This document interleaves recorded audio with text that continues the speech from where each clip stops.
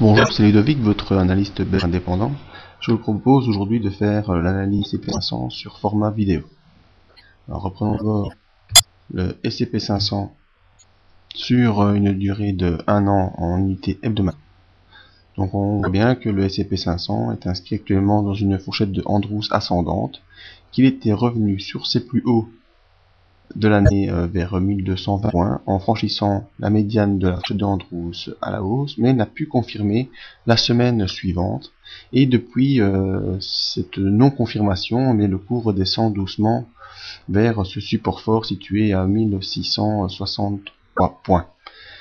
Alors en effet, le point qui a pu être franchi, c'est ici. Cette intersection entre une ligne de baissière mensuelle et la intersection avec la médiane de Andrews. Donc voilà, depuis 3 semaines, le cours redescend suite à la non-confirmation du franchissement et à l'approche de cette résistance forte. Voyons maintenant ce qui nous reste, c'est ce qu'on fait habituellement, c'est-à-dire l'évolution du cours sur une semaine. Donc voilà, on retrouve la grande fourchette de Andrews en mauve et l'évolution du cours jusqu'au plus haut, et ensuite la redescente depuis 3 semaines. On va encore zoomer. Donc voici ici repris la semaine dernière. Jeudi, mercredi, mardi et lundi. Nous avions terminé le vendredi de la semaine passée par un rebond. Le scénario que j'envisageais était, après avoir été presque ici au contact de la du bas de la fourchette courte, un rebond pour reprendre plus haut.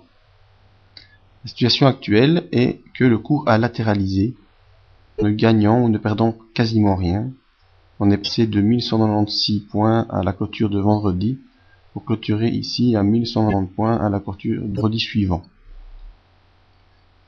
Alors la situation est que nous sommes toujours sous une M7 qui pour l'instant est haussière, on est sous une M20 qui reste elle aussi haussière, on est au-dessus d'une M50 qui est haussière, et nous n'avons pas franchi à la baisse la dernière Andrews haussière. Donc malgré que le cours latéralise, il garde pour moi une légère tendance de fond haussière. En effet, toutes les moyennes mobiles sont encore à la hausse, mis à part la M7, et le cours coince entre la M20 et la M50. La semaine n'a pas été vraiment marquée par un choix fait par les investisseurs, étant donné qu'on a quasiment latéralisé durant toute la semaine. On note ici la présence d'un support à 1177 points qui a déjà contenu le cours ici, ici et ici, et par la même chose, par au-dessus, une résistance située vers les 1200 dirons-nous, car le cours a déjà été ici stoppé et encore stoppé. Donc pour moi, à mon avis, la tendance de la semaine prochaine sera de voir si le cours parvient à sauter sa M20 en direction des plus hauts, ou si la M20 va se latéraliser et le cours va continuer à latéraliser en revenant ici au contact de la fourchette, auquel cas il devra faire un choix, il n'aura plus d'autre alternative que de monter ou de descendre, on ne pourra plus continuer à latéraliser. Donc le scénario que je privilégie est un tour vers les plus hauts pour la fin de l'année, ou si on n'arrive pas à confirmer, eh bien nous risquons ici de rejoindre le support fort à 1162 points, et si ce support ne peut pas tenir le cours, il n'y aura d'autre alternative que de retourner vers la M100 et vers le bas de la fourchette de Andrews moyen terme qui elle aussi ascendante.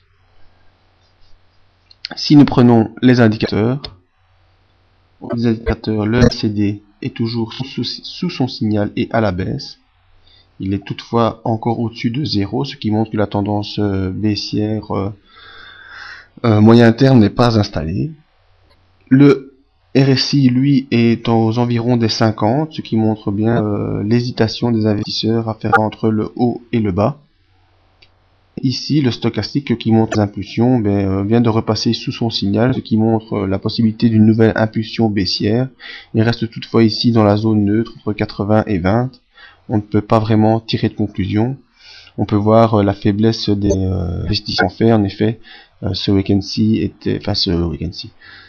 derniers jours de semaine étaient les jours de Thanksgiving sur la bourse de Wall Street. Et voilà ce qui a fait que il y a eu très peu de volume. Donc voilà ce qu'il faudrait surveiller pour la semaine prochaine, c'est soit sauter à la hausse la M20 ou bien sauter à la baisse la M50. Si on saute à la hausse, quel cas on peut rejoindre les plus hauts vers 1230 points. Et si on saute la M50 à la baisse, ça veut dire qu'on sort de la fourchette de Andrews haussière court terme. Et donc on va rejoindre, si pas la M150, le bas de la fourchette Andrews. Voilà, j'espère que ce format d'analyse vidéo vous plaît autant que la format écrite. Et je vous retrouve plus tard pour d'autres. Merci et à bientôt.